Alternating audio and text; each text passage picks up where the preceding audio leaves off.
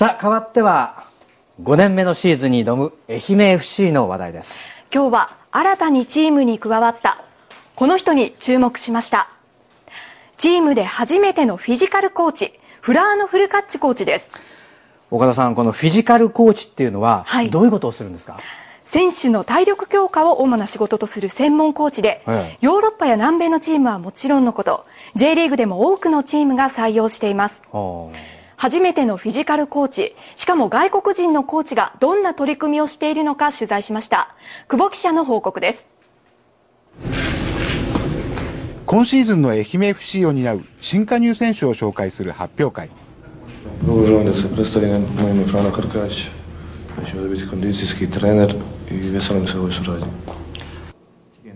今シーズンからチームに加わったフラーノ・フルカッチコーチ、ボスニア・ヘルツェゴビナ出身の29歳です。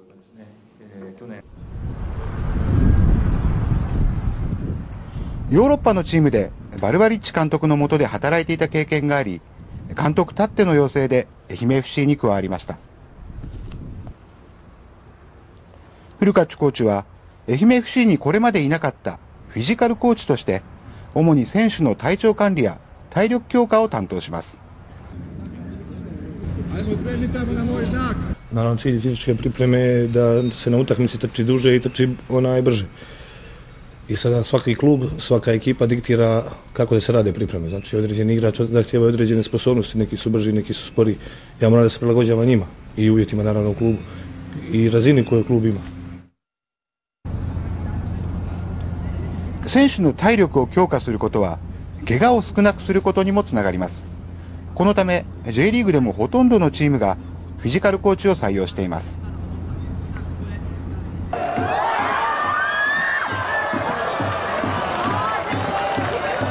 これまでフィジカル専門のコーチがいなかった愛媛 FC。 去年は怪我人が続出してシーズン後半はメンバーを固定することすらできず、過去最低の15位に終わりました。ディフェンダーの金森選手も怪我に泣かされ思うようなプレーができませんでした。フィジカルコーチの加入がプラスになると期待しています。まず体作りっていう部分ですごい、やってもらってるんで、やっぱりそういうところをしっかりやれば全体的に怪我も減ると思うし、その中でもすごい、足が張ったらすぐやめろっていうような感じで、すごい選手の怪我のことにはすごい気にかけてやってくれてます。筋力アップというとバーベルを上げるなどジムでのトレーニングをイメージしがちですが、本場ヨーロッパで学んだフルカッチコーチはできるだけグラウンドでの体力強化に重点を置いています。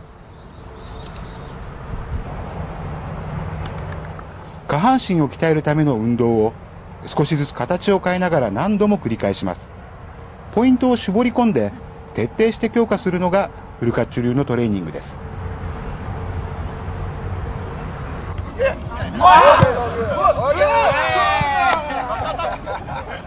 厳しいだけではありません。サッカーボールを使って頭と足でやるテニスのようなトレーニングです。全身をバランスよく強化するために必要な動作を盛り込むとともに、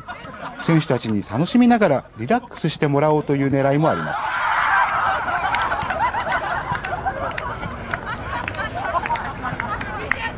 Znači, jedan tjedan kada se sastavimo, znači imamo visoko intenzivne treninge, nisko intenzivne treninge, znači potrebno je kada se igrač umori, kada se napravi jak trening, potrebna je jedna relaksacija da bi se moglo dalje raditi. Tako da jedan tjedan čini jednu cijelinu u kojoj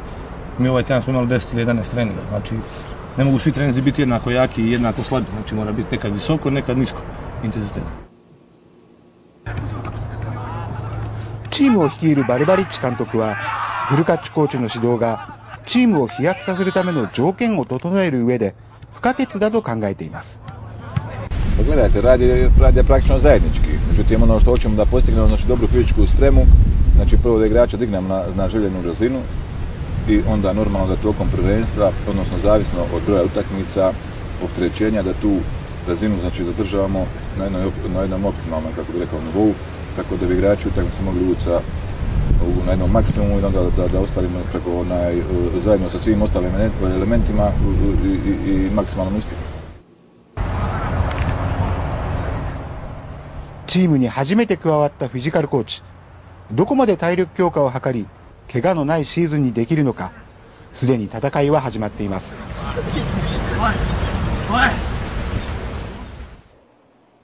愛媛 FC の初練習の時にも岡田さん、現場に行ってますよね、はい、このフィジカルコーチが加わることで何か変わった点、変化ってありました？そうですね、ボールを使った練習の合間にもランニングを行うなどして、疲れた状態でどのくらい動けるかというのを試すとともにトレーニングしてたんですね。もう初日からそういう新しいことで取り組んでるんですか？はい、これから相当鍛えられるんじゃないでしょうかね。